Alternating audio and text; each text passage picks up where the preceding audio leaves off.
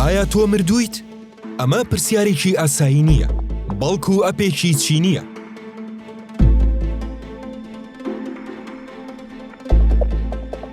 پرۆگرامەکە لە ناوەڕاستی ساڵی 2025 بڵاو کرایەوە.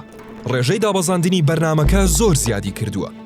ئەو کەسانی بەتەنها دەژین لە زۆرینەی بەکارهێنەری پرۆگرامەکەن. لە هەندێک کات و بارودۆخی تایبەتدا نامە بۆ بەکارهێنەرەکەی دەنێرێت و لێی دەپرسێت: ئەرێ تۆ ماوی؟ بەکارهێنەر دەبێت لە ماوەیەکی دیاریکراودا وەڵام بداتەوە، چونکە نامە بۆ کەسە نزیکەکانی بەکارهێنەر دەنێرێت تاوەکو سۆراغێکی بکەن.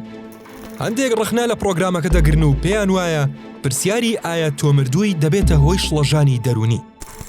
ئەگەر مۆبایلەکە شەحنی نەمێنێت یان ئینتەرنێت ببڕێت، پرۆگرامەکە نامە بۆ کەسە نزیکەکانی بەکارهێنەر دەنێرێت. ئەمەش بارودۆخێکی نەخوازراو دروست دەکات.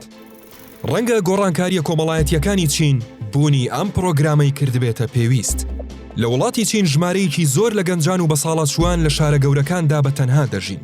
لەم ساڵانەی دواییدا چەندین کەس لە ماڵەکانیاندا کۆچی دواییان کردووە و تا چەند ڕۆژێک کەس پێی نەزانیوە.